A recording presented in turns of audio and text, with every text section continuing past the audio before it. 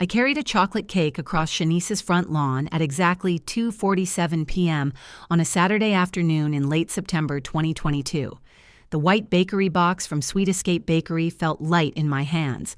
7 candles, purple frosting spelling out, "Happy 7th birthday, Elijah and Zoe," in letters I'd watched the baker pipe carefully that morning. Purple, their favorite color since they were 4 years old. Through the living room window, I could see everything. Balloons, red, blue, yellow, tied to chairbacks. Wrapping paper scattered across the hardwood floor. A clown in an oversized polka dot suit juggling 3 rubber balls near the fireplace. His voice carried through the glass. "Who wants balloon animals?" Children screamed with joy. 20, maybe 25 kids packed into that living room. Their parents standing along the walls holding paper plates and plastic cups. And there, in the center of it all, sitting at a small table decorated with superhero napkins, my 2 grandchildren, Elijah and Zoe, 7 years old today. The twins I'd rocked to sleep as babies, the ones who used to call me every Sunday morning at 8 a.m. sharp just to tell me about their week. Elijah's gap-toothed smile as he watched the clown, Zoe's curls bouncing as she clapped her hands. They had no idea I was alive. I walked up the 3 porch steps, concrete, painted gray, the 3rd one still cracked from where Xavier had dropped a flower pot 2 summers ago. My navy blue cardigan caught on the railing. I'd worn practical shoes, black flats, no jewelry except my wedding ring, gold band, 43 years on my finger, 5 years since my husband died. I was 68 years old. I lived 20 minutes away in an Adena townhouse at 8934 Vernon Avenue South, and my daughter-in-law had told my grandchildren I was dead. 6 months dead. Car accident on Highway 62, she'd said. Instant, painless. Grandma's in heaven now watching over you. She'd staged a funeral I'd never attended because I'd never died. She'd taken those babies to Lakewood Cemetery, found an empty plot, bought an $800 decorative marker from a monument company, and placed it in the ground. "This is where Grandma is," she'd told them. And they'd believed her. Because why wouldn't they? 7-year-olds trust their mother. They'd cried. They'd left flowers, purple ones my favorite. They'd drawn pictures of me with angel wings and taped them to their bedroom walls. While I was alive, 20 minutes away. Calling Xavier's phone every single day. Every call declined. Every voicemail ignored. I rang the doorbell. The sound, electronic chime, 3 notes descending, cut through the party noise. I heard footsteps approaching. Quick steps. Adult steps. Through the frosted glass panel beside the door, I saw a shape moving closer. Yellow fabric. The door swung open. Shanice stood there in a yellow sundress, phone in her right hand, smile frozen on her face like someone had paused a video mid-frame.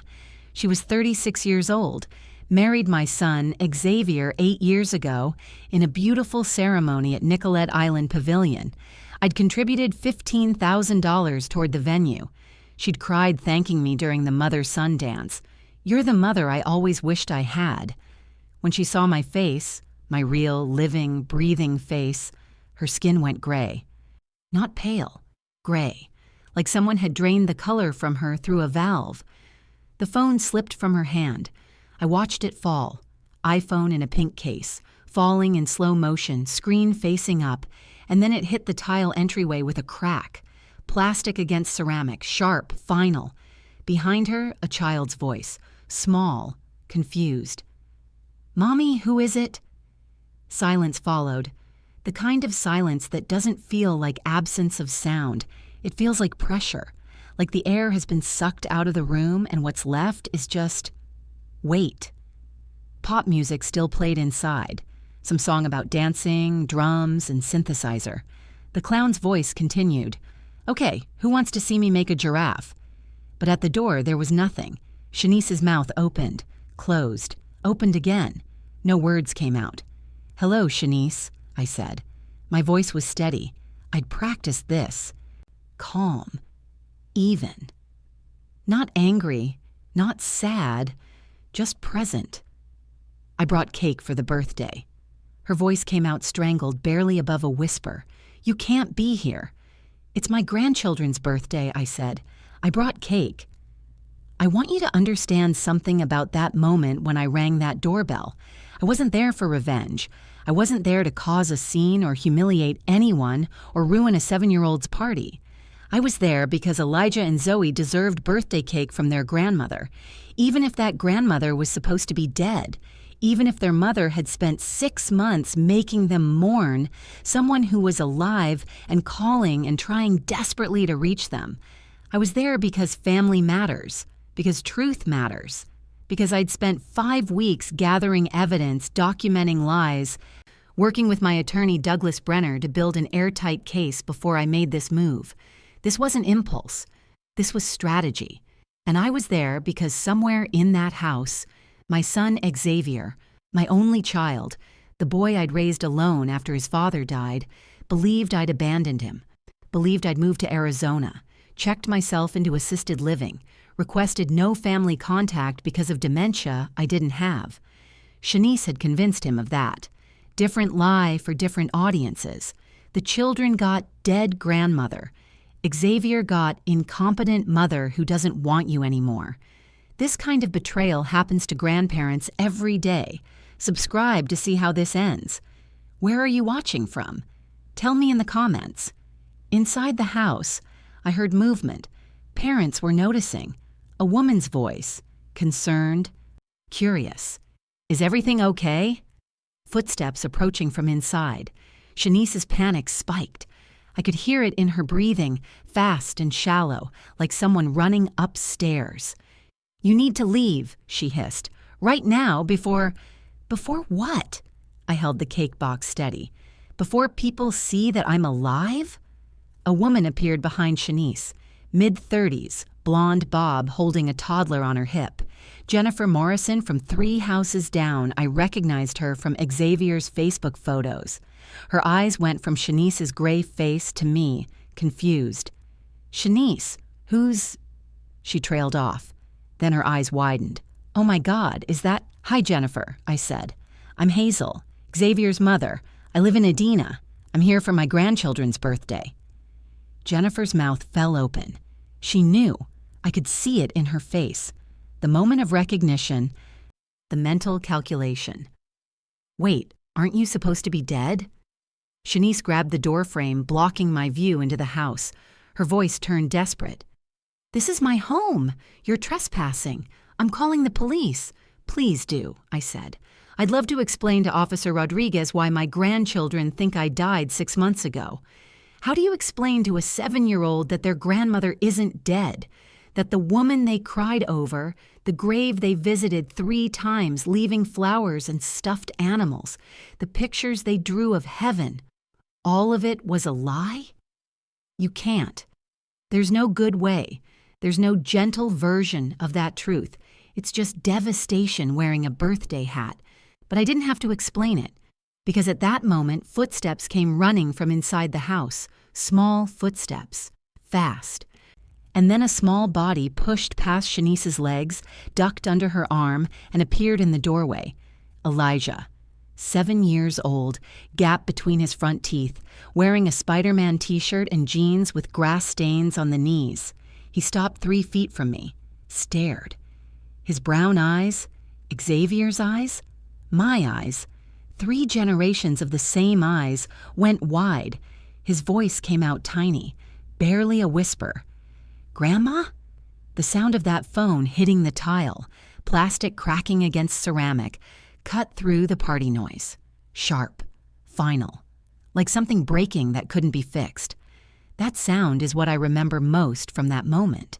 Not Shanice's face, not Jennifer Morrison's shock, not even Elijah's small voice saying my name like he'd seen a ghost. That crack, that irreversible snap of plastic breaking, because that's what was happening. Not just the phone, everything. The lie Shanice had built, the carefully constructed story where I was gone, removed, erased. It was breaking.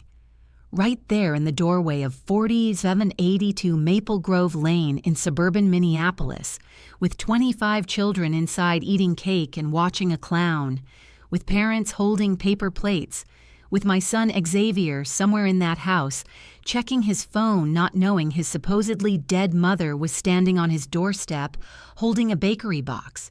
Shanice froze, completely still, like someone had pressed pause. Elijah took one step forward, then another. He reached out, slowly, carefully, like touching something he thought might disappear, and put his small hand on my arm, through the cardigan, his fingers pressed into the fabric. "You're real," he whispered. "You're not a ghost." Behind him, I heard more footsteps. A little girl's voice. "Leja, Mommy said to stay inside. What are you—" Zoe appeared. Same brown eyes, curls held back with a purple headband. She saw me, stopped dead. "Grandma?" Her voice was higher than Elijah's, confused, not scared. "But Mommy said you died. We went to your grave. We left flowers." Jennifer Morrison backed away slowly, eyes wide, then turned and half ran back toward the living room.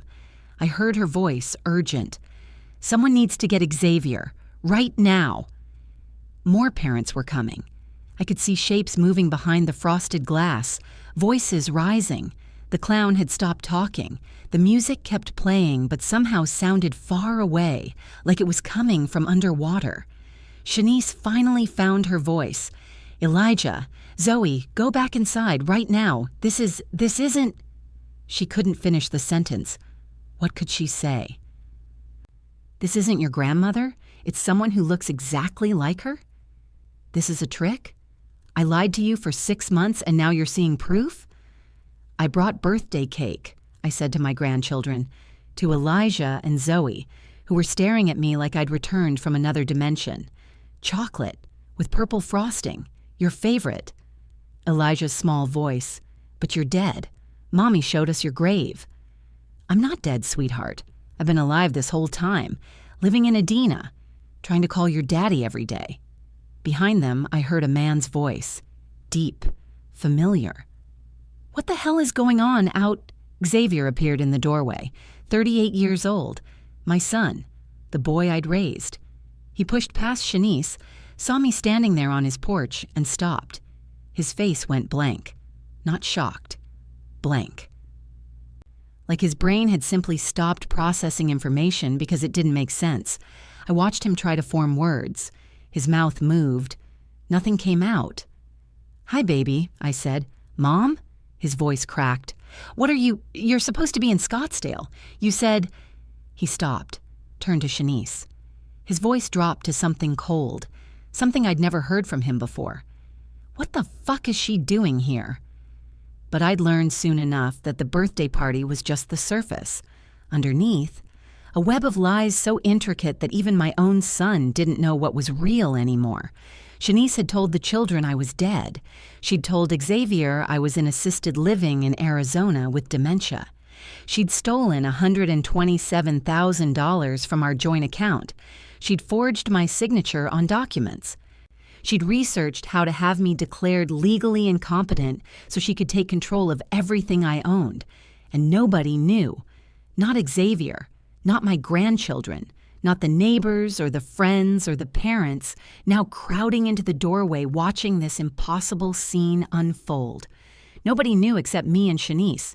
And now, standing in that doorway with a chocolate cake and 2 crying 7-year-olds and my son asking questions that had no good answers and a clown inside wondering why the party had gone silent.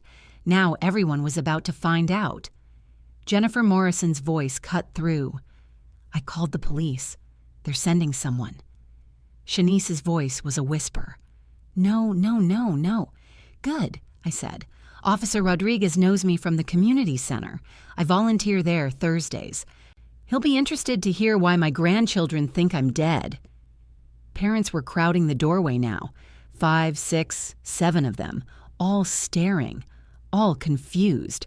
One of them, a dad I didn't recognize, asked Xavier, "Isn't that your mom? The one who—" I thought she— Died, another mom finished. Shanice said she died in April. We sent a sympathy card. Xavier's hands started shaking. He looked at Shanice, at me, at Elijah and Zoe, who were crying now, not sad tears, confused tears, overwhelmed tears, at the parents watching, at the children inside asking why everyone was quiet. His voice came out hoarse. One of you is lying, and I need to know who. Elijah's small hand was still on my arm, holding tight. Like if he let go, I'd disappear again. His voice broke. Grandma, are you really alive? Is this real? I knelt down, knees protesting, but I knelt, so I was eye level with him and Zoe. I'm real, babies. I've been real this whole time. I didn't go anywhere. I've been calling your daddy every day trying to talk to you. But the grave. Zoe's voice shook. We left you flowers, purple ones. I know, sweetheart. Your daddy showed me pictures. Xavier had posted them on Facebook months ago. Heartbreaking photos of his children at a cemetery, leaving flowers at a marker with my name. I'd seen them on his public page because he'd blocked me on everything else. But I didn't die. I've been here, missing you, waiting to see you. Sirens in the distance, growing louder. Shanice's voice came out, strangled. Xavier, let me explain. Don't. Xavier's voice was ice. Don't say another word until I figure out what the hell is happening. The police car pulled up to the curb. Door opened. Officer Rodriguez, badge number 40471, 42 years old, graying temples. I knew him from youth basketball at the community center. Stepped out. He walked up the driveway, saw me kneeling with the children, saw Shanice gray-faced in the doorway, saw Xavier shaking, saw a dozen parents staring. He stopped at the bottom of the porch steps. Mrs. Bennett? Hazel Bennett from Medina? Hi, Officer Rodriguez. I stood up slowly, my knees aching. Good to see you. He looked at Shanice, at the children, back to me. Ma'am, I got a call about a disturbance, but I'm confused. I thought... He paused. Ma'am, didn't you pass away? No, I said. I've been alive in my townhouse at 8934 Vernon Avenue South this whole time. But my grandchildren were told I died 6 months ago in a car accident. They've been visiting my grave at Lakewood Cemetery. There's a marker there with my name. I'd like to know why. Officer Rodriguez's eyes went to Shanice. His voice changed. Professional. Cold. Ma'am, why do these children think this woman is dead? Shanice opened her mouth, closed it, opened it again. Nothing came out. Every parent in that doorway was staring at her. The clown had come to see what was happening. Xavier was staring at his wife with something in his eyes I'd never seen before. Horror, betrayal, the dawning realization that something was very, very wrong. And I stood there on that porch, holding a chocolate cake with purple frosting, watching my daughter-in-law realize that the lie she'd built so carefully was collapsing. That every parent at this party would know, that the police were involved, that her husband was looking at her like she was a stranger, that I'd just walked back from the dead. And this moment right here, with sirens and crying children and shocked parents and a confused clown and my son's hands shaking and my grandchildren holding on to me like I might vanish. This was just the beginning. 3 minutes passed between Elijah saying, "Grandma," and the sound of a police siren cutting through the suburban afternoon. 3 minutes of parents whispering, children asking questions nobody could answer, and Shanice standing frozen in that doorway like someone had unplugged her from reality. Jennifer Morrison, neighbor from 3 houses down, blonde bob, 2 daughters the same age as the twins, had her phone out, voice shaking as she gave our address to the 911 dispatcher. I don't know what's happening, but there are children crying and someone who's supposed to be dead is standing on the porch. The police cruiser pulled up at 3:02 p.m. Officer Rodriguez stepped out, badge number 4471. Graying temples. I knew him from the Edina Community Center where I volunteered every Thursday afternoon, and he taught youth basketball to kids. He walked up the driveway, saw me standing there with Elijah and Zoe clutching my cardigan, saw Shanice's gray face, saw the dozen parents staring with their mouths open. His voice came out confused. "Mrs. Bennett? Hazel Bennett from Medina?" He knew me. We'd talked about his daughter's college applications just last week at the center. "Hi, Officer Rodriguez." My voice stayed steady. "Good to see you." He turned to Shanice. His tone changed. Professional, careful. "Ma'am, why do these children think this woman is dead?" Shanice opened her mouth. Nothing came out. She tried again. Still nothing. I reached into my purse, pulled out my driver's license, Minnesota ID, my address right there, 8934 Vernon Avenue South, Edina, and my townhouse key fob, handed them to Rodriguez. He examined them, looked at me, looked at the crying children, looked back at Shanice. "Ma'am, I'm going to need to speak with these children separately. Is there a quiet room?" Zoe's voice came out high and scared, still clutching that stuffed elephant she'd had since birth. Gray fabric, worn ears, named Peanut. "Is Grandma a ghost? Can ghosts touch you?" Her small hand was still gripping my sleeve. "She feels real." My chest tightened. Not sadness, something worse. The realization that my grandchildren had spent 6 months believing I was dead, processing that grief in whatever way 7-year-olds process death, and now their entire understanding of reality was collapsing. Rodriguez led Elijah upstairs to Shanice's home office. Second floor, I could hear their footsteps on the stairs, the door closing. Through the ceiling, muffled voices. I caught fragments. "When did your grandma die?" Elijah's small voice answering, "Mommy said, in April." At 3:14 p.m., I heard a car door slam outside. Footsteps on the walkway. The front door opened and Xavier walked in, carrying 2 bags of ice from Target. Wearing his gray Target Logistics polo shirt, the bags already melting, water dripping onto the hardwood floor. He saw me standing there in his living room. Stopped dead. Stared. His voice came out strangled. "Mom? What are you doing here? You're supposed to be in Scottsdale." Officer Rodriguez's head snapped toward Xavier. "Sir, your mother lives 20 minutes away in Edina. Has for 40 years. She's been trying to contact you." Xavier's face went blank. Not shocked, not angry, just empty. Like his brain couldn't process the information. He looked at me, at Shanice, at the melting ice bags in his hands, at Officer Rodriguez. I don't understand." 8 years earlier, September 2014, I met Shanice for the first time at Sunday dinner. Xavier brought her to my house, nervous energy radiating off him like heat. She was 28, working as a corporate events coordinator at General Mills, charming in that effortless way some people have. Auburn hair, warm smile, confident handshake. "Mrs. Bennett, Xavier's told me so much about you. I'm so grateful to finally meet you."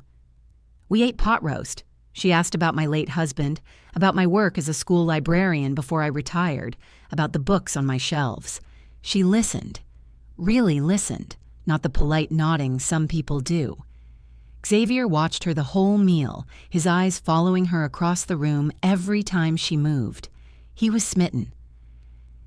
Completely gone. 3 months later, they got married at the Nicollet Island Pavilion. September sunset, 180 guests, string quartet playing Pachelbel's Canon as Shanice walked down the aisle in a dress that cost more than my first car. It was beautiful. Perfect. I'd contributed $15,000 toward the venue, nearly a quarter of my annual pension, but Xavier was my only child. My husband was gone. This was my family now. During the mother-son dance, Shanice pulled me aside, tears running down her face, real tears, I was sure of it then. "You're the mother I always wished I had. Mine died when I was 16. I never got this. Thank you for making me feel like family." I learned later that her mother had died by suicide. Failed catering business, bankruptcy, foreclosure, public shame in their small Wisconsin town. Pills in the kitchen of a house that wasn't hers anymore. Shanice had been the one to find the body. 16 years old, came home from school, found her mother cold on the linoleum floor next to an eviction notice. I didn't know that then. She didn't tell me until years later, during a Thanksgiving dinner when she'd had too much wine and the words spilled out. But standing at that wedding reception, watching her cry and thank me, I thought, this is good. She needs family. We can be that for her. The twins came in April 2015. Abbott Northwestern Hospital, 14-hour labor, complications with Zoe's positioning. I was there the whole time, holding Shanice's hand when Xavier had to step out because he couldn't handle seeing her in pain. I rocked those babies to sleep in the NICU when they had to stay an extra 3 days for monitoring. I babysat every weekend for 2 years, while Xavier and Shanice tried to remember they were a couple and not just exhausted parents. When they married, Xavier added Shanice to the joint account his father and I had set up decades ago. It was my idea. Family helps family, I'd said. Your father would have wanted her to have access. It's emergency money, medical bills, car repairs, things that can't wait. Xavier agreed. Shanice signed the paperwork at the bank, thanked me with a hug. I'll never touch it unless it's absolutely necessary. She didn't touch it for 6 years. November 18th, 2021, I was checking the account online. Routine, something I did monthly just to make sure everything balanced. I saw a withdrawal I didn't recognize. $5,000, labeled HH Interior Consult. I called Xavier. Hey, baby. Do you know what this charge is? He was at work, distracted. Oh, that's Shanice's new business. She left General Mills last month to start her own interior design firm. I'm supporting her dream. You know how it is, startup costs. I should have asked more questions. Should have wondered why she'd left a stable 6-figure job to start a business in the middle of a pandemic recovery, when half the country was still figuring out how to work from home and nobody was spending money on interior design. But I wanted to believe in her. I wanted my son's marriage to work.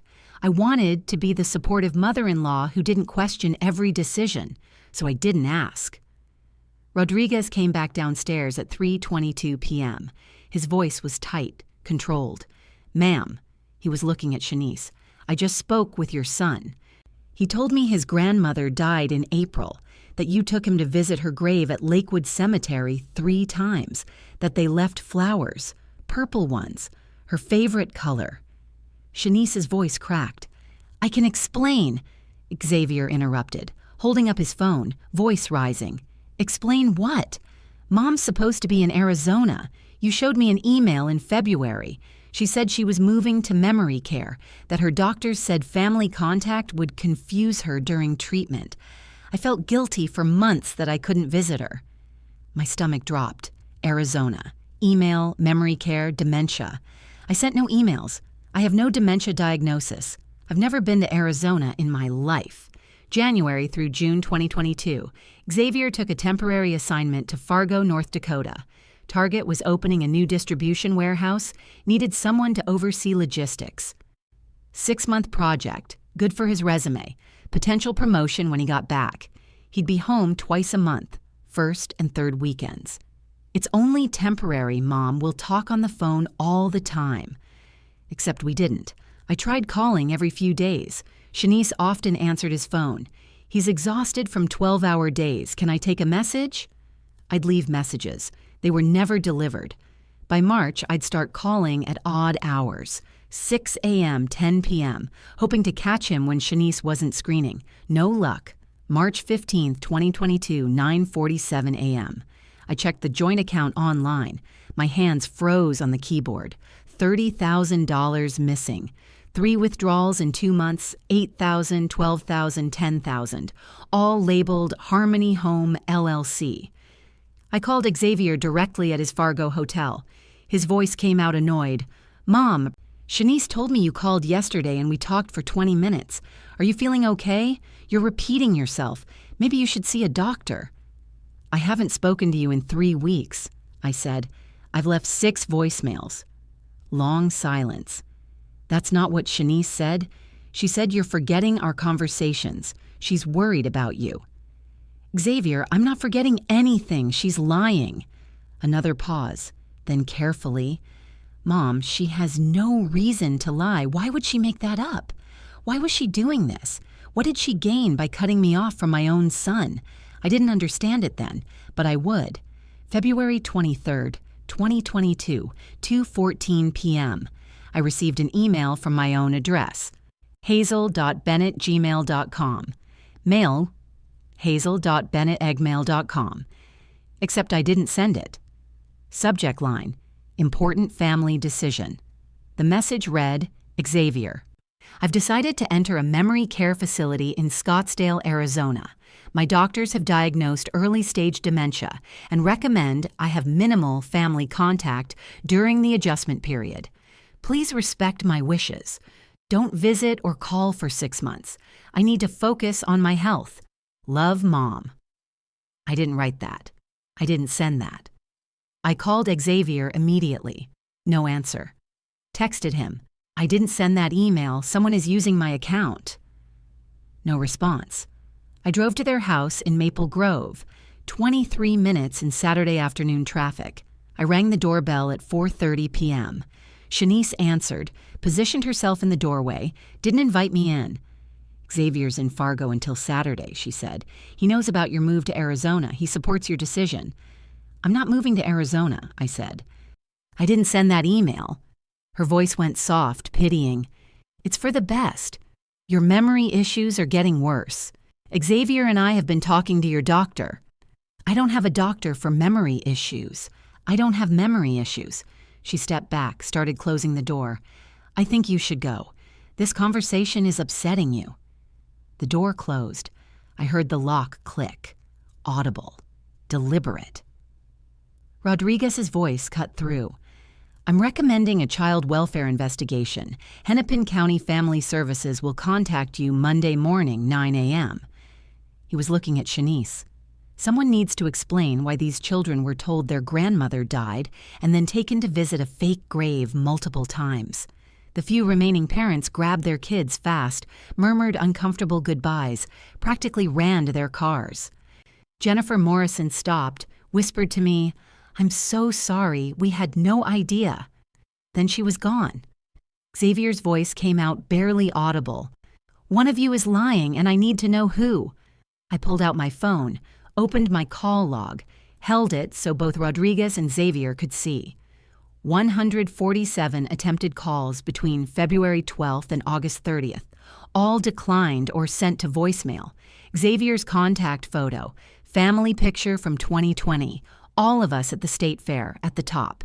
Red declined icons scrolling down the screen for pages. Xavier's hands started shaking.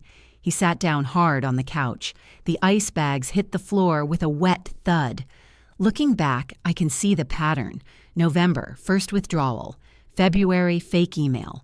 April, fake death. Each lie building on the previous one, each step erasing me a little more. Systematic, calculated. Not panic, planning, but we still didn't know the worst part yet. Saturday evening, 7:30 p.m. Xavier sat in my living room, my townhouse in Edina, the one I'd lived in for 40 years, the one Shanice had tried to erase from his mind. He was sitting in the same armchair his father used to sit in, the brown leather one by the window. Shanice was at home with Elijah and Zoe. Officer Rodriguez had left an hour ago after taking statements from everyone, telling Shanice that Child Protective Services would be contacting her Monday morning. I spread documents across my coffee table, manila folders, labeled, organized, 5 weeks of investigation work, bank statements showing $127,000 in unauthorized transfers to Harmony Home LLC between November 2021 and August 2022. Phone records proving 147 declined calls. Security camera footage from my building lobby queued up on my laptop. Me walking through the door on April 15, 2022, the exact date Shanice had claimed I died in a car accident on Highway 62. Xavier's voice came out hoarse. Show me.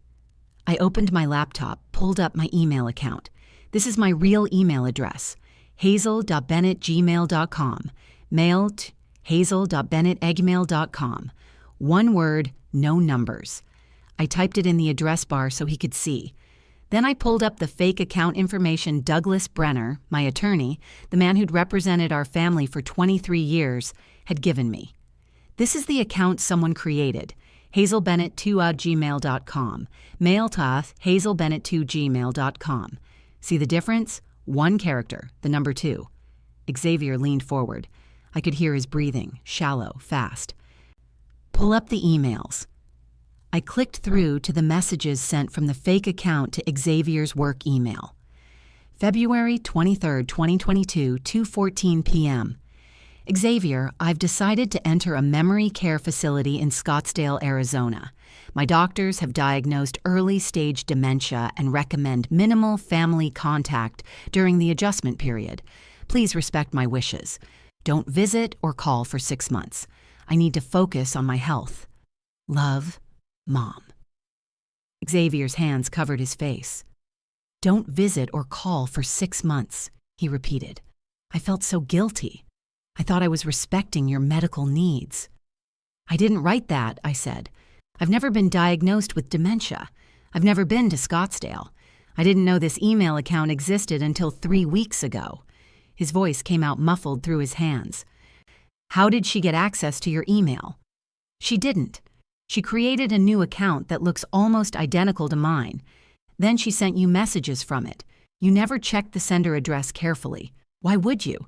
You thought it was me. He dropped his hands, stared at the screen. Who does something like this? Someone desperate. Someone drowning. Someone whose mother killed herself when she was 16 rather than face financial failure, and who'd rather destroy everyone around her than repeat that story. But I didn't say that yet. We weren't there yet. Let me show you something else, I said. I pulled out the bank statements, pointed to the first unauthorized withdrawal. November 18, 2021. $5,000, labeled HH Interior Consult. You told me it was Shanice's new business. It was. She left General Mills to start her own interior design firm. Did she tell you how the business was doing? Silence. Then, she said it was going well, getting steady clients, building a reputation. I spread out more statements. December, 8,000. January, 12,000. February, 10,000. March through August, varying amounts, always labeled Harmony Home LLC. Total, $127,000. This is how well it was going. Xavier's voice cracked. That's over half the account. And she never asked permission, never told me she was taking it, just took it. I showed him the business records Douglas had pulled. Public information, Secretary of State filing number 1124718-3, registered January 12, 2021. Harmony Home LLC, Interior Design Consulting. Owner, Shanice Marie Bennett. Then the debt records, $22,000 in credit card debt.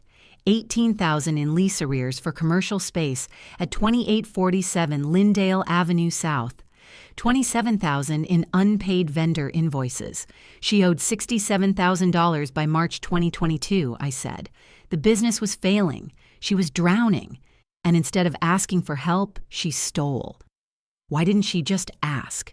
Xavier's voice was barely audible. We could have helped. You would have helped.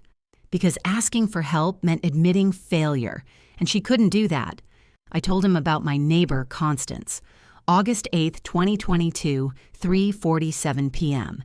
She'd been at Minnehaha Falls Park with her grandkids, saw Elijah sitting on a bench crying. Asked what was wrong. His small voice, today's Grandma Hazel's birthday. She would have been 68. But she can't have birthday cake because she's with the angels. Xavier's breath caught. August 8th, your birthday. Constance called me 30 minutes later. That's when I learned I was dead. How do you steal $127,000 temporarily? You don't. Temporary theft is called borrowing. Temporary borrowing requires asking permission, agreeing to terms, signing documents. This was systematic erasure disguised as emergency measures. This was planning. I pulled out the investigation timeline. I contacted Douglas Brenner the next day, August 9th. He said, Hazel, if what you're telling me is true, if Shanice told your grandchildren you died, You need airtight evidence before you confront anyone. Otherwise, it's your word against hers. And she'll claim you're confused. So I spent 5 weeks gathering proof. Douglas had hired a forensic tech specialist named Martin Torres. Never met the man, only saw his reports. He traced the fake email account to IP address 192.1 and 68.1.47, Shanice's home network, confirmed through ISP records, subpoenaed through preliminary fraud investigation. No question. That email came from your house, Xavier, from Shanice's computer. Xavier stood up, paced to the window, stood there with his back to me. I could hear him crying. Quiet, contained, like he didn't want me to know. But I knew. A mother always knows. I spent 5 weeks documenting everything. I continued. Bank records, phone logs, security footage, business filings, debt records. I had Douglas request copies of the cemetery marker receipt, $800 paid cash by Shanice, purchased from Eternal Memorials Company, decorative marker only, no burial permit, no death certificate, because there was no death. Remember Shanice, Xavier's wife, the woman who'd cried at our wedding and called me the mother she'd always wished she had been lying to multiple people with different stories for 6 months. The children got dead grandmother. Xavier got incompetent mother with dementia. Neighbors got elderly woman with declining mental health, each lie customized for each audience. Xavier's voice came out thick. I need to call her. He pulled out his phone. 8:02 p.m. Put it on speaker. I heard it ring 4 times. Then Shanice's voice, cautious. Xavier. His voice went cold. I'd never heard him sound like this. I'm at my mother's house. I need you to explain something. Xavier, please. If you'd just let me... No. The children stay with you. I want to know why you have a business called Harmony Home that's $67,000 in debt, and you never told me. Silence. I counted 14 seconds. Then, Xavier, I can explain. Did you steal from my mother's account? Another long pause. When Shanice spoke again, her voice was small, breaking. It was temporary. I was going to pay it back. Temporary. Xavier's voice was flat. $127,000? Temporary. I was going to fix everything once the business recovered. I just needed time. You needed time. So you told our children their grandmother died. You made them visit a fake grave. You stole from my mother's account. You forged emails. For time. I panicked. Her voice was rising now, defensive. Your mother started asking questions in March about the account transfers, and I didn't know what to tell her, and I thought if I could just create some distance, buy myself 6 months to fix the business. By making me think my mother had dementia and didn't want to see me anymore? Silence. We're done talking tonight, Xavier said. I'm staying at the Marriott Courtyard off Highway 394. We'll talk through lawyers. He hung up. Thursday evening, 3 days earlier. September 22nd, 7:47 p.m. Street lights just flickering on, temperature dropping into the 50s. Xavier had driven to his own house in Maple Grove. Shanice had refused to meet at my townhouse. He told me this part later, after, how he'd stood in the driveway holding his phone with bank statements pulled up. How neighbors Greg and Linda Paulson from 2 houses down, early 60s, retired teachers, were sitting on their porch 60 feet away, pretending to read, but obviously listening. Xavier's voice had been controlled. I called your business landlord, Mike Chen at Lindale Properties. You're 3 months behind on lease payments. I checked our credit cards. $22,000 maxed out in your name alone. How long were you planning to hide this? Shanice's voice had risen, defensive. I was going to fix it. The business just needed 6 more months. Steady clients were starting to come in. Time you bought by stealing from my mother and lying to our children? Her voice broke. I was ashamed. I couldn't admit I'd failed. Your mother kept asking questions about the account, and I panicked. I didn't know what else to do. You could have asked for help. You could have told the truth. I couldn't. Her voice went quiet. I couldn't be my mother. That stopped him, because he knew. He knew about Shanice's mother dying by suicide after her catering business failed. Pills in a foreclosed kitchen when Shanice was 16, the shame that had haunted Shanice for 20 years.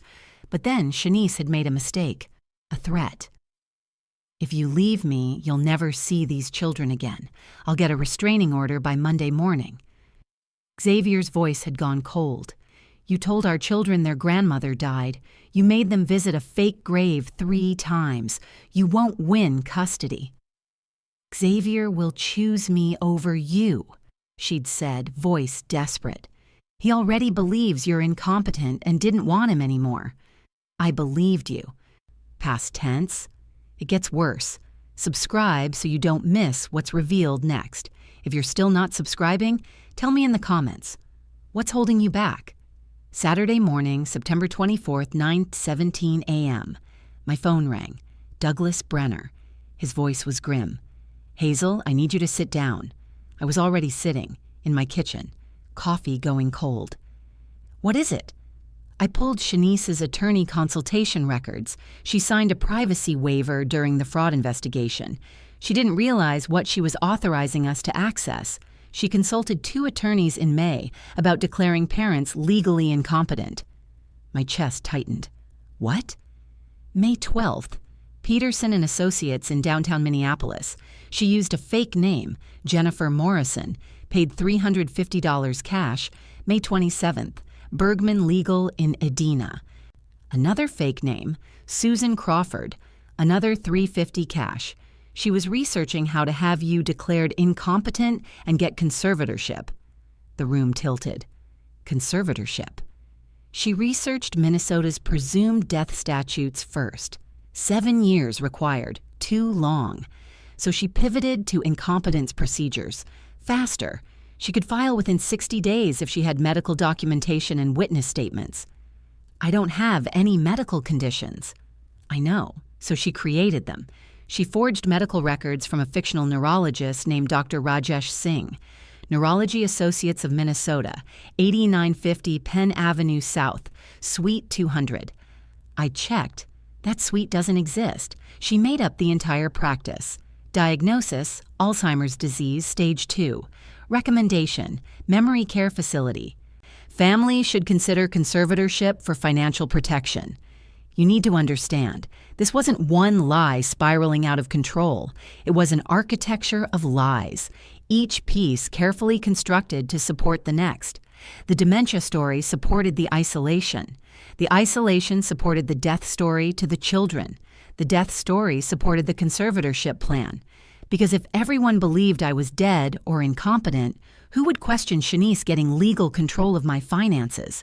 It was brilliant, and it was evil. How far did she get? I asked. She drafted conservatorship paperwork, intended filing date September 12th, 2022, 1 week after your neighbor called you about Elijah crying at the park. She was 3 weeks away from filing when everything fell apart. If she'd filed and it went through, which it might have with forged medical records and witness statements, she would have had full legal control over you. Your finances, your medical decisions, where you lived, who you could see, everything. And with conservatorship, she'd have access to the full $340,000 in your joint account, your property, your assets, everything. My hands were shaking. She wasn't just trying to isolate me socially. No, Hazel, she was erasing you legally, planning to control every aspect of your life. Or have you declared dead, which would have been even cleaner for her. Once you were gone, legally dead or legally incompetent, there's no one to question the money, no one to ask where it went. She'd be the grieving daughter-in-law managing her deceased mother-in-law's estate, or the caring daughter-in-law protecting her incompetent mother-in-law's interests. Has a family member ever betrayed your trust like this? Tell me in the comments. I sat there in my kitchen, phone pressed to my ear, trying to process what Douglas was telling me. This wasn't panic. This wasn't a desperate woman making bad decisions in the moment. This was premeditation, 9 months of planning. From November 2021, first withdrawal, first seed of doubt planted about my mental clarity, to August 2022, when Constance's phone call stopped everything. She researched this, I said. She consulted attorneys. She forged medical documents. She registered a fake doctor.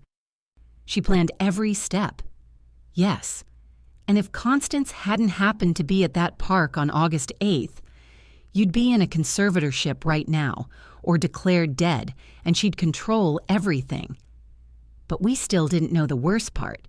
We thought we understood the scope, the money, the lies, the fake grave, the legal manipulation. We thought that was everything. We were wrong. Because Sunday afternoon, Douglas would show up at my house with one more piece of evidence, something Shanice hadn't known we could access, something that would show us exactly how long she'd been planning this, exactly what she'd been thinking, exactly how cold and calculated every step had been. Her personal journal, 9 months of entries, November 2021 through August 2022, planning, rationalizing, documenting every step of my erasure in her own handwriting. And when Douglas read those entries aloud to Xavier, when my son heard his wife's own words describing how she'd systematically destroyed his mother's life, that's when everything would finally, completely shatter. Sunday afternoon, September 25th, 2022, 2:30 p.m., my kitchen, the same kitchen where I'd made birthday cakes for Elijah and Zoe every year since they were born.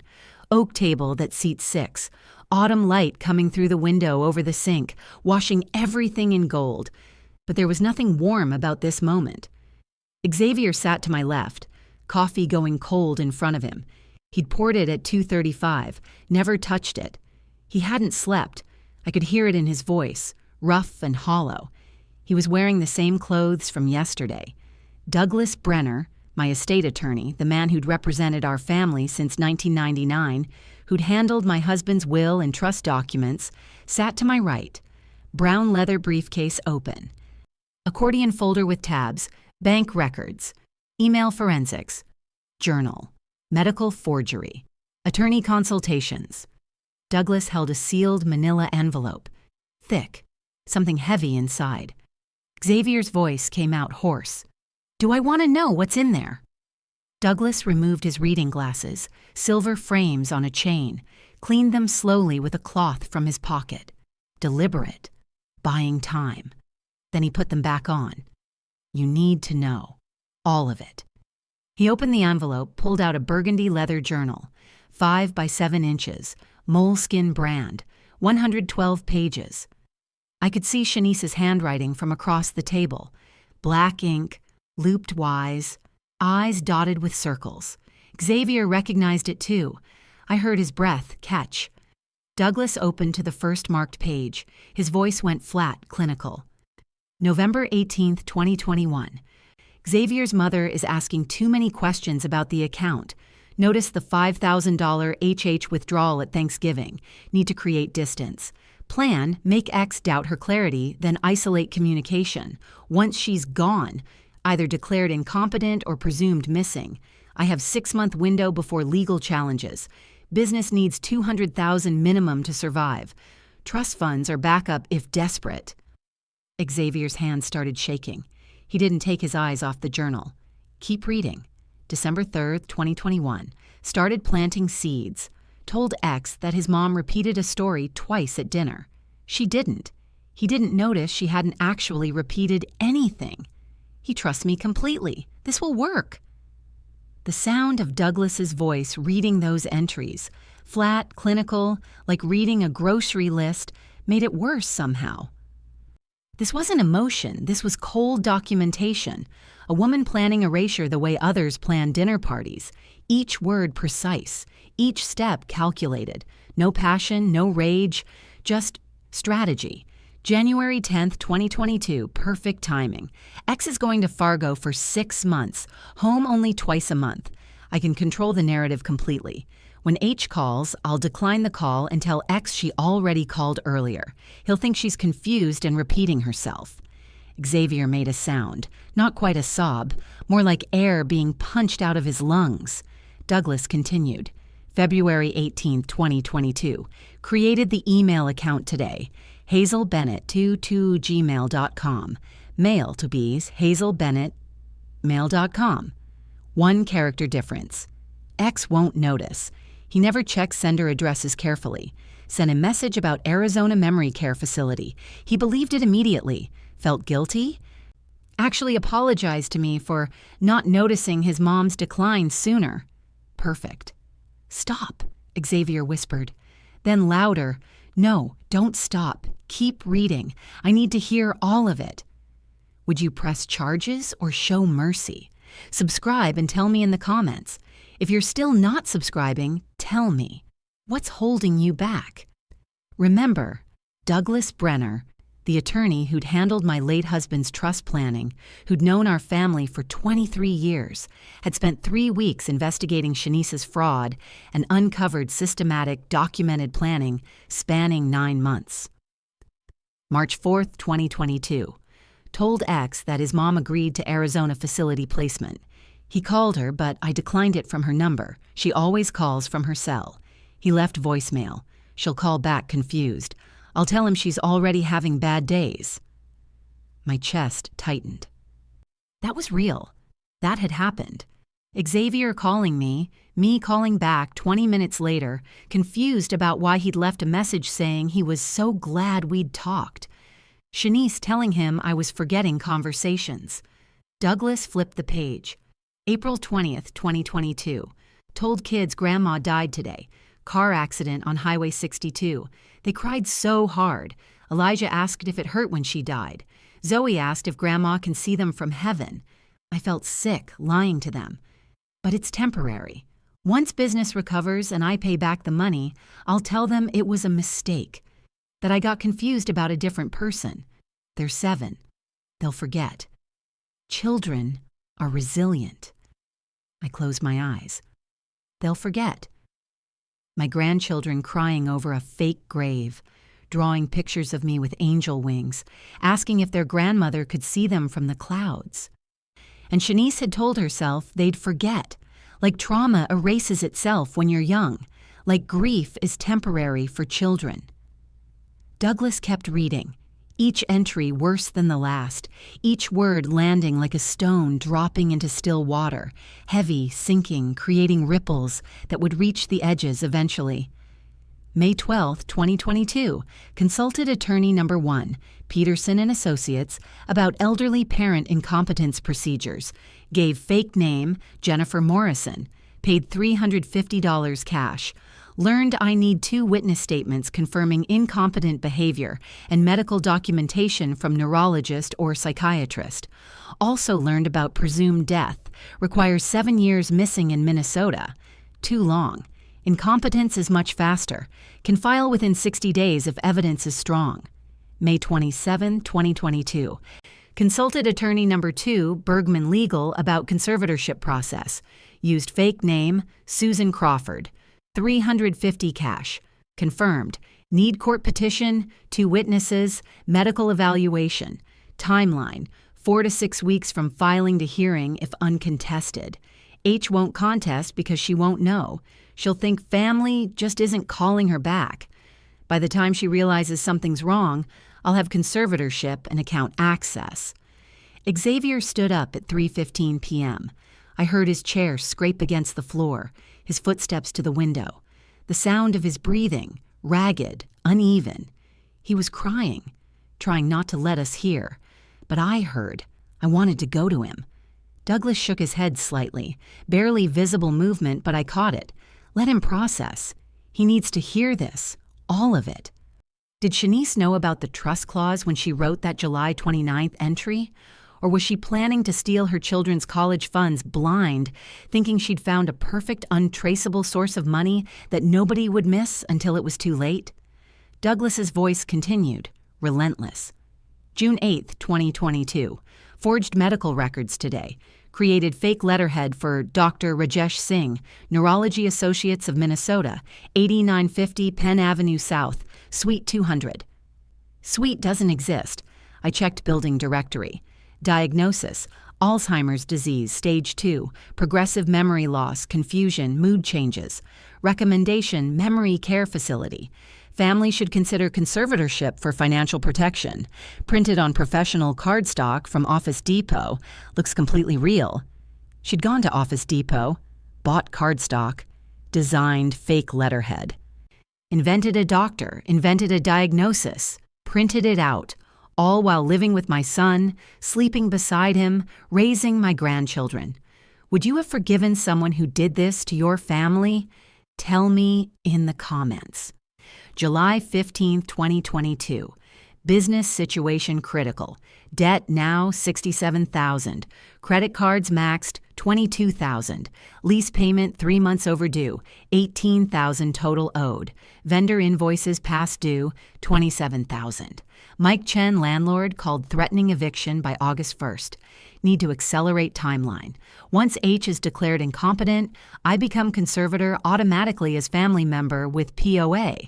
Full account access, $340,000, enough to save business, pay all debts, and have cushion. After business stabilizes, I can restore H's competency somehow. Tell everyone treatment worked. Xavier's voice came from the window, barely audible. She thought she could just restore you after stealing everything, after lying to everyone. Just tell people you got better. Douglas flipped more pages. August 30th, 2022. Conservatorship petition ready to file Monday, September 12th. Attorney says I need 2 witness statements. Got neighbor Mrs. Henderson to sign statement. Told her H seemed confused when I visited her in July. I never visited, but Henderson believed me. Got X's co-worker Bradley to sign statement. Told him X was worried about his mom's memory. Brad felt bad and signed. Forged medical records from Dr. Singh attached. POA documents prepared, almost free. 2 more weeks. This is the moment everything changes. Not the birthday party, not the police visit, not even the bank statements. This, the journal. The proof that love can be calculated like a business transaction, that family can be erased like numbers in a ledger, that someone can sit down with burgundy leather and black ink and plan your disappearance like planning a vacation. Douglas closed the journal, set it on the table between us. 112 pages, 9 months of entries, November 2021 through August 2022. Planning, rationalizing, escalating. Each entry more cold, more calculated than the last. Then Douglas slid another document across the table. Legal paper, thick. There's something else your mother hasn't told you yet. He was looking at Xavier, who'd turned from the window. Your father established trust funds for each grandchild before he died. $200,000 per child, managed by Hazel as trustee. You knew about these. Your father told you in 2019 when he updated his will. Xavier's voice was rough. I knew. The kids get access at 18 for education, 25 for general use. But there's a clause you don't know about. Douglas flipped to a highlighted section, page 47, yellow marker. Alienation forfeiture clause. If either parent deliberately alienates the grandchildren from their grandmother without documented medical necessity or court-established safety cause, the trust funds are forfeited. All $400,000 redirected to the Minnesota Children's Education Foundation. Your father included this specifically after seeing friends deal with parental alienation. He wanted to protect Hazel's relationship with future grandchildren. Xavier's voice came out barely audible. Shanice doesn't know about this clause. No, trust terms weren't fully disclosed to her, only to you as successor trustee and your mother as primary trustee. Xavier covered his face with both hands. She told my children their grandmother died. She made them cry at a fake grave 3 times. She forfeited $400,000 in their college funds and doesn't even know it yet. Silence. Long, suffocating silence. The kitchen clock ticking on the wall. White face, black numbers, second hand moving. 3:22 p.m. I asked the question quietly. Was she planning to go after the trust funds too? Douglas flipped back through the journal. Found a page from July 29th. turned it so Xavier and I could both see. Trust funds are back up if business needs exceed $340,000. $200,000 per child equals $400,000 total. If conservatorship gives me control of H's assets and authority as H's representative, I might have access to trust management decisions. Could petition court for early liquidation citing H's medical expenses or family emergency. Would need court approval, but worth exploring. Xavier's voice exploded at 3:24 p.m. She was going to steal my children's college funds? His hand slammed flat on the table. The coffee cup jumped, liquid sloshing. She traumatized them, lied to me for 9 months, stole from my mother, forged medical documents, planned conservatorship fraud, and was going to take everything. I reached for his hand across the table. He pulled away, not from me, from the reality. His wife of 8 years, mother of his children, the woman who'd cried at their wedding and called me the mother she'd always wished she had, a stranger wearing a familiar face, planning erasure in burgundy leather. Xavier's voice turned cold at 3:31 p.m., steady, controlled. I want copies of everything, the journal, every page, the bank statements, the forged emails, the consultation records, the fake medical documents, everything. I'm filing for legal separation tomorrow morning, emergency custody petition, and I want her out of the house by Wednesday. She can take her clothes and her car, nothing else. Douglas's voice was careful. Xavier, you need to think about the children. They've already been traumatized. I am thinking about them. Xavier's voice cut through. Their mother made them mourn a living woman, made them visit a fake grave, made them draw pictures of heaven. What else is she capable of? What happens when they're teenagers and she needs money? What boundaries does she have? At 3:35 p.m., Xavier's phone buzzed on the table. iPhone 13. Screen lit up. Text from Shanice. Please, can we talk? I know you're angry, but I need to explain. I love you. I love our family. Please. Xavier picked up the phone, read it, deleted it, opened settings, blocked the number. The screen showed contact blocked for 3 seconds before going dark. He set the phone down, said nothing. I asked the question that had been eating at me since Constance's phone call in August. Why? Why did she do this? She had a good job at General Mills. We would have helped if she'd asked.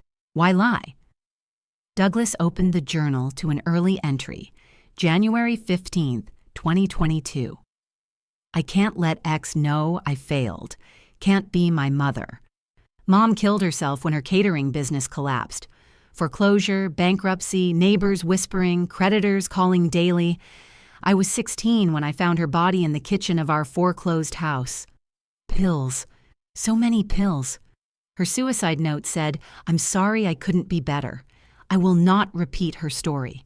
I will do whatever it takes. Whatever it takes.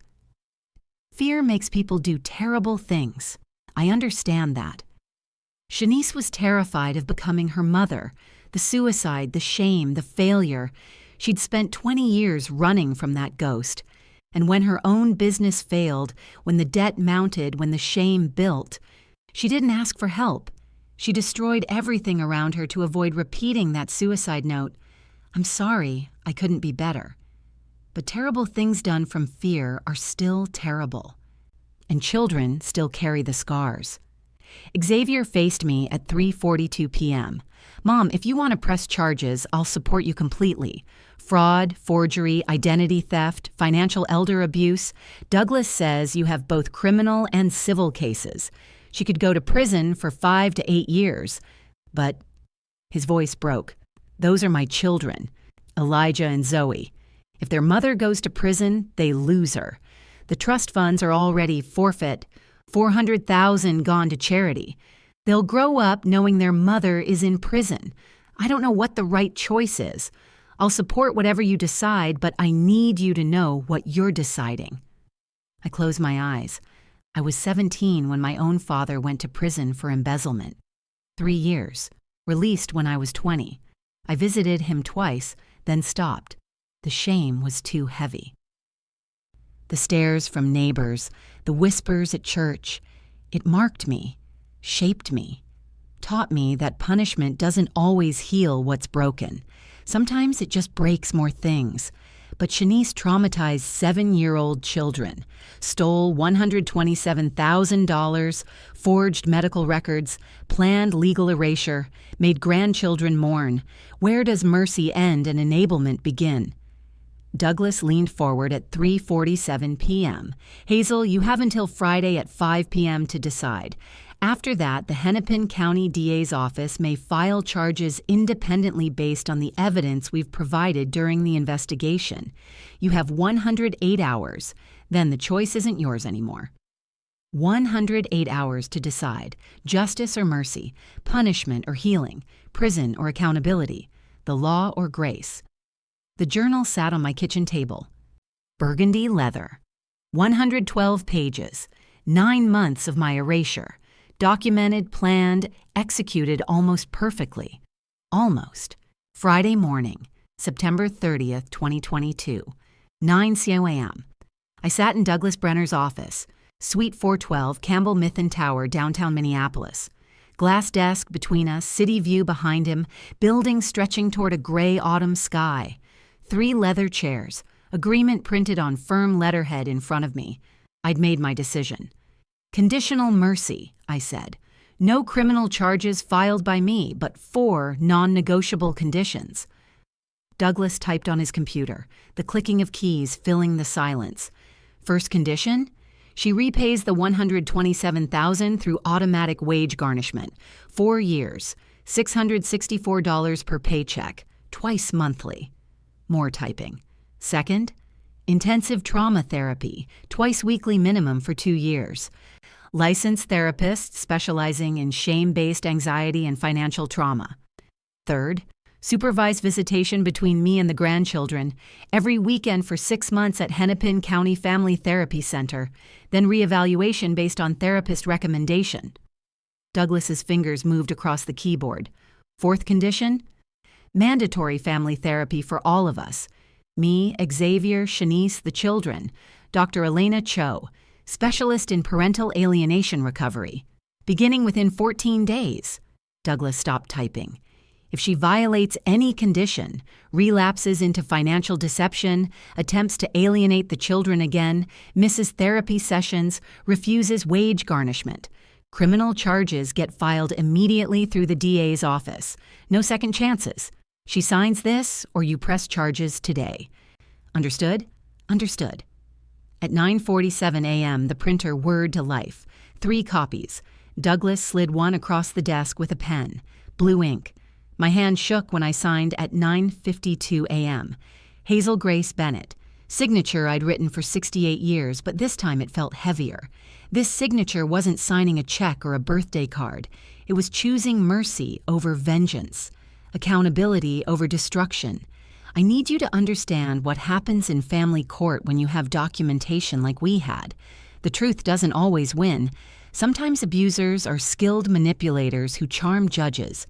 But this time, the journal entries, the forged documents, the fake grave visits, there was no way for Shanice to explain that away. The truth won because it was written in her own handwriting. That same afternoon, 2:30 p.m., Xavier filed for legal separation at Hennepin County Family Court. Temporary primary custody petition attached. His attorney, Sarah Kim, pro bono, recommended by Douglas, specializes in family law, assured him, given the documented parental alienation spanning 6 months, forged documents, and psychological manipulation, the judge will almost certainly grant emergency custody within 72 hours. Monday morning, October 3rd, 2022, 10:00 a.m., Hennepin County Family Court, courtroom 7B, wood paneling, Minnesota state seal behind the bench, 40 seats in the gallery. I sat in row 2 beside Douglas. Xavier and his attorney Sarah Kim at the left table, Shanice and her attorney Marcus Webb at the right table, caseworker Tamara Rodriguez from Child Protective Services in the front row, Judge Catherine Morrison, 58, gray hair and a tight bun, reading glasses on a chain, entered at 10:05 a.m. Everyone stood, The bailiff's voice. All rise, the Honorable Judge Catherine Morrison presiding. Remember, Judge Morrison, the family court judge handling Xavier's emergency custody petition, had spent 22 years seeing parental alienation cases and recognized calculated planning when she saw it. This story isn't over yet. Subscribe to see where everyone is 2 years later. If you're still not subscribing, tell me in the comments. What's holding you back? At 10:14 a.m., Shanice's attorney, Marcus Webb, tried deflecting. His voice was smooth, practiced. Your Honor, my client made regrettable choices during a severe mental health crisis related to childhood trauma. She loves her children deeply and... Judge Morrison interrupted. She held up the burgundy journal. Counselor, I've reviewed the evidence. Journal entries documenting 9 months of premeditated fraud, forged medical documents with fictional doctor names, fabricated death story told to 7-year-old children who then visited a fake grave 3 separate times. This wasn't a mental health crisis. This was systematic psychological abuse documented in her own handwriting. Webb tried again. Your Honor, if we could just... Counselor, sit down. He sat. Judge Morrison's voice sharpened. Mrs. Bennett, stand up, please. I heard the scrape of Shanice's chair, heard her breathing, fast, shallow, scared. Do you understand that you told 7-year-old children their grandmother died in a car accident, took them to a cemetery to visit a fake grave marker you purchased, and allowed them to mourn and cry for 6 months while that woman, she gestured toward me, was alive 20 minutes away? Shanice's voice barely audible. Yes, Your Honor. Do you understand that constitutes psychological abuse and parental alienation under Minnesota Statute 518.17, Subdivision 1? Silence. 8 seconds. I counted. Then, yes. Judge Morrison addressed the courtroom at 10:31 a.m. I am granting Mr. Xavier Bennett temporary primary custody of the minor children, Elijah and Zoe Bennett. Mrs. Shanice Bennett is granted supervised visitation, 3 hours per week, Wednesdays 4 to 7 p.m.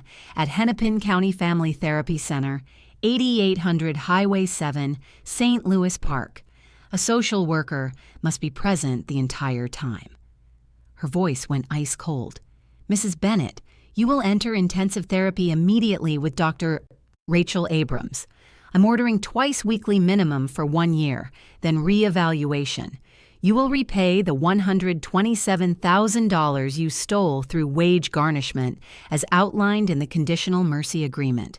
You will have 0 unsupervised contact with your children until Dr. Elena Cho, court-appointed parental alienation specialist, certifies in writing that you are no longer a psychological danger to them. That certification requires minimum 6 months of supervised visits with 0 incidents. If you violate these terms, you will lose custody entirely and face criminal prosecution. Do you understand? Shanice nodded, tears streaming. I could hear her crying from where I sat. I need verbal confirmation, Mrs. Bennett. Shanice's voice cracked. I understand, Your Honor. Court adjourned at 10:47 a.m. In the marble hallway outside, high ceilings, echo of footsteps, Shanice approached me at 11:02 a.m. Xavier moved to intervene, but I raised my hand. Let her speak. Her voice broke, mascara running black streaks. I needed the money for my business. I panicked when you started asking questions in March. I never meant for it to go this far. I'm sorry. I know that's not enough. It'll never be enough, but I'm sorry. Can you apologize for traumatizing children? Is I'm sorry enough when you've made 7-year-olds visit a fake grave 3 times, draw pictures of heaven, ask if their grandmother can see them from the clouds? No, it's not enough. But it's the beginning of accountability. And sometimes that's all you get. 2 weeks later, Tuesday, October 18th, 2022.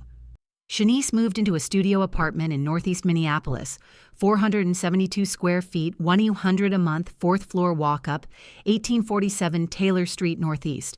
No elevator, 1 window facing east. She'd closed Harmony Home Interiors officially.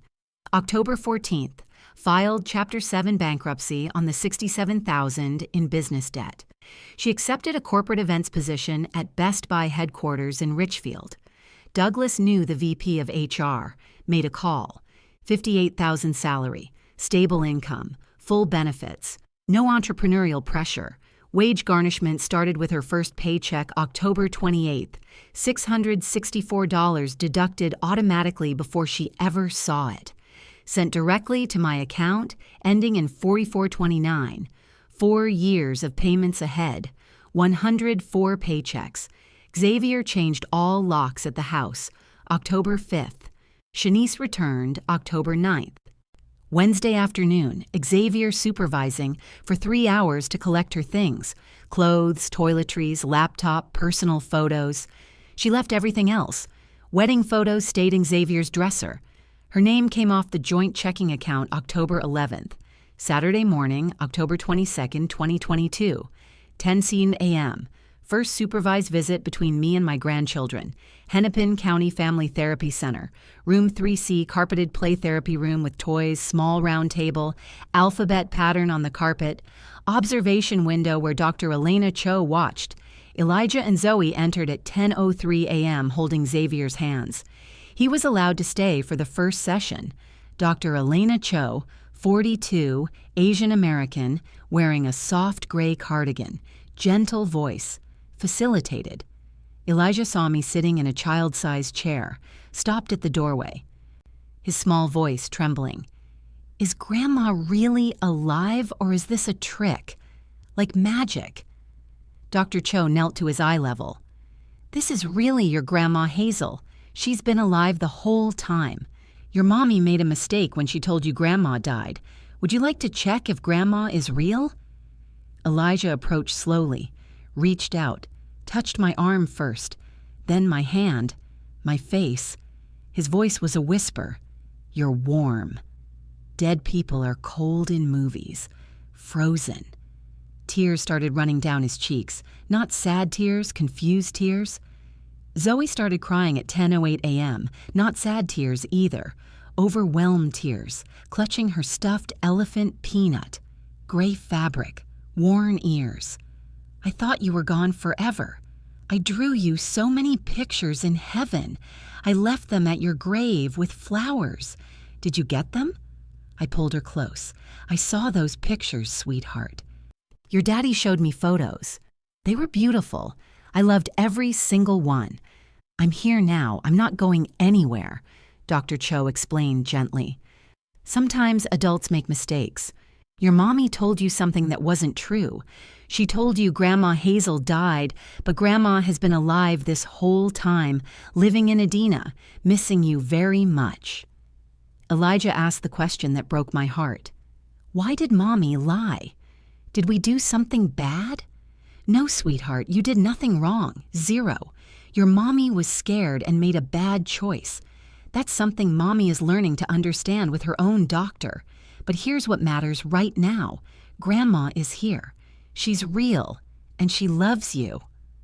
The feel of Zoe's small arms around my neck in that therapy room, the sound of Elijah's breathing steadying after he touched my face and confirmed I was warm, real, alive.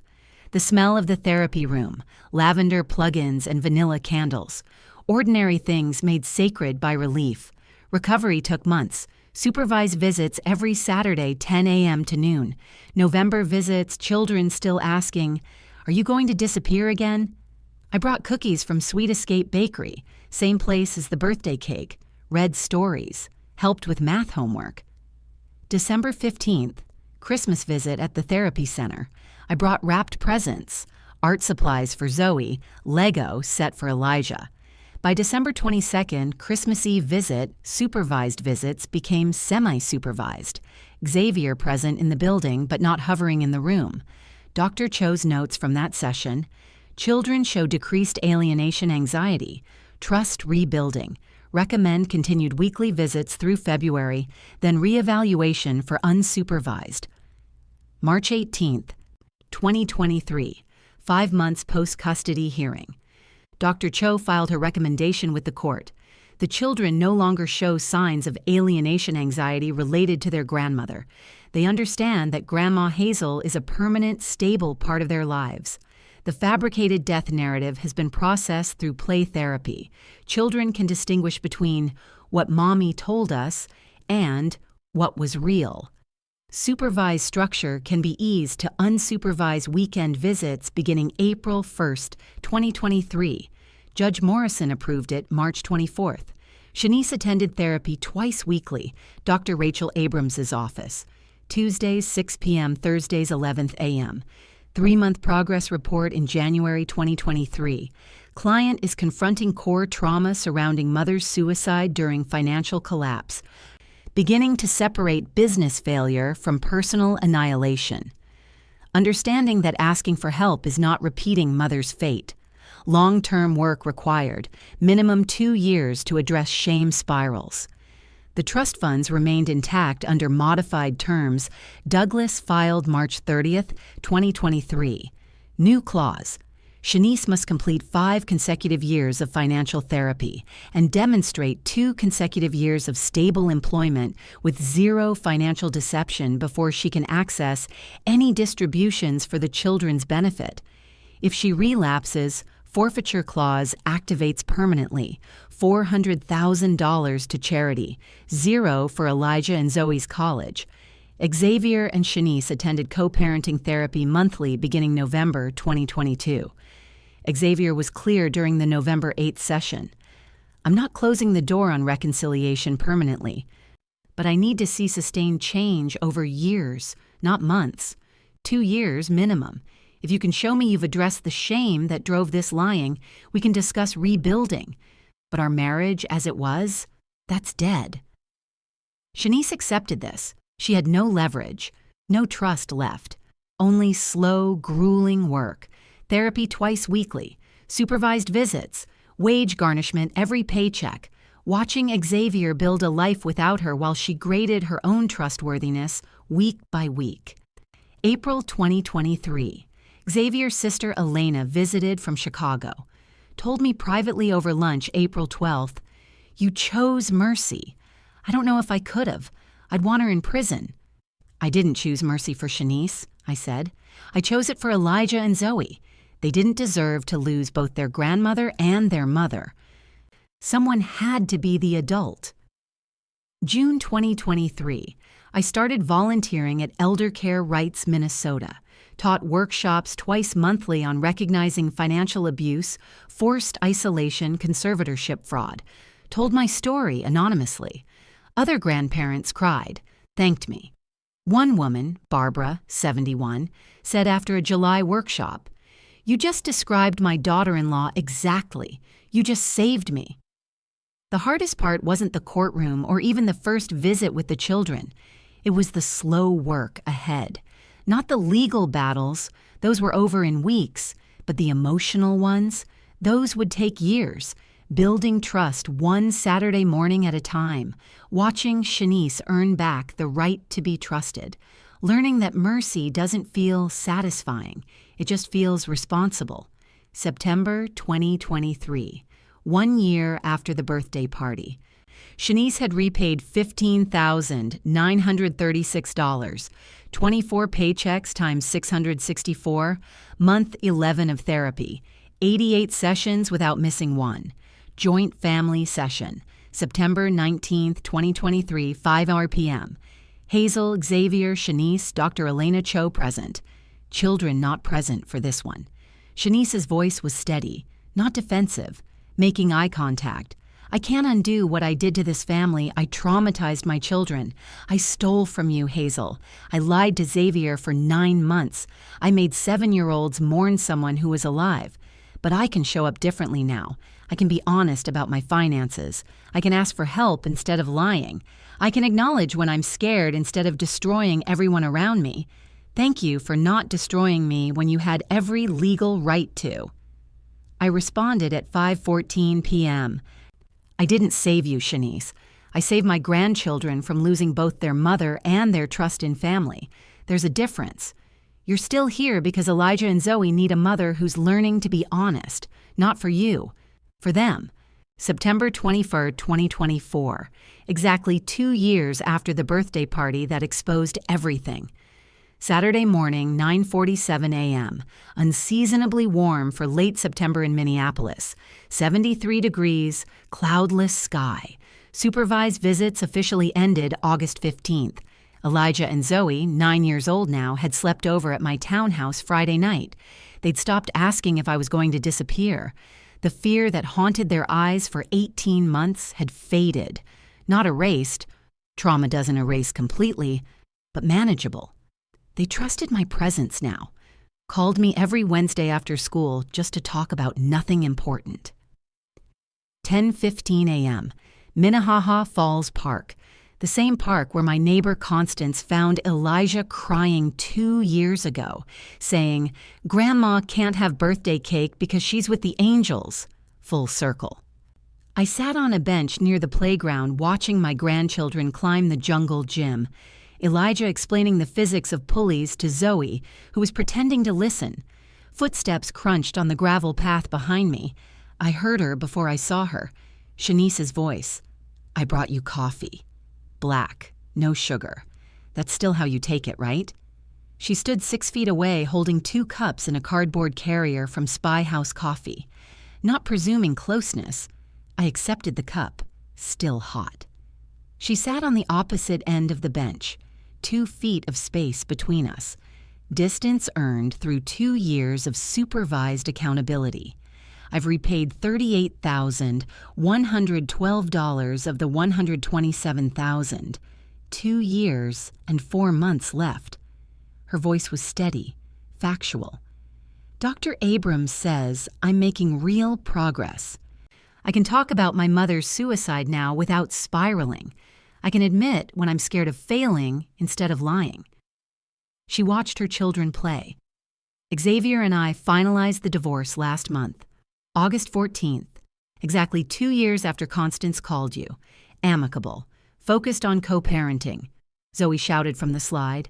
"Grandma, watch this." I waved. Shanice continued quietly. Got promoted to senior coordinator in March. $64,000 now. No entrepreneurial dreams anymore. I learned that lesson. A pause. Then very quietly, "Thank you for not destroying me when you had every right to." My voice was firm. "I didn't save you, Shanice. I saved my grandchildren from losing both their mother and their trust in family. There's a difference." She nodded slowly, staring at her coffee. "I know. Dr. Abrams helped me understand I wasn't the victim here, but I'm grateful anyway, that they still have a mother." We sat in silence for 3 minutes. Not comfortable, not forgiven, but coexisting without hostility, which is something, which is progress measured in coffee cups and 2 feet of bench space and children who laugh instead of cry. That evening, 6:30 p.m., my townhouse kitchen. Xavier helped the twins with weekend homework at the oak table. Elijah working on multiplication. Zoe writing a book report about Charlotte's Web. Xavier told me privately in the living room, voices low. We finalized the divorce August 14th. Planned that timing deliberately. Closure on the anniversary. I have primary custody. She has them 3 weekends a month now, unsupervised since August. His voice softened. She's different now, Mom. Not who she was before. Not the person who lied for 9 months either. Someone in between, someone learning. "Do you trust her?" I asked. He considered this for 8 seconds. "With the kids?" "Yes, completely. She's been consistent for 2 years. With money? No. I check receipts weekly, keep separate finances. With the truth? We're getting there. She admits mistakes now instead of hiding them. That's progress." Elijah called from the kitchen. "Grandma, can you help with my math? Dad's way is confusing." I smiled. "Coming, sweetheart." This ordinary homework question on a Saturday evening is what I fought for. Not revenge, not vindication, just the right to be grandma helping with multiplication tables. Later that night, 10:42 p.m., twins asleep in the guest room. I sat with chamomile tea, reflecting. 2 years, 104 weeks. 730 days since I carried that chocolate cake. Family loyalty isn't tolerating dysfunction. It's demanding better while offering pathways back. Forgiveness isn't automatic. It's earned through sustained change, verified through behavior, granted in stages. Sometimes the hardest choice is choosing mercy over justice. Knowing mercy might not feel satisfying, but justice might destroy what you're trying to save. I'd wanted justice. What I got was slower, messier, healing through accountability, grandchildren who call on Wednesdays, a son who learned to verify instead of blindly trust, a woman learning to be honest in small ways. Love isn't always soft. Sometimes it's sharp enough to cut through lies. Sometimes it's strong enough to hold boundaries while leaving room for transformation. 2 feet of bench space. Coffee shared in silence. Multiplication tables on Saturday nights. Would you have pressed charges, or would you have chosen therapy and restitution knowing your grandchildren might lose their mother? Tell me in the comments. Thank you so much for watching till the end. If you enjoyed this story, please subscribe and turn on the notification bell so you won't miss the next one. Drop your country flag and location in the comments. I'd love to know where you're watching from. And if you're still not subscribed, seriously, what's stopping you? Your feedback means a lot and helps me improve every story.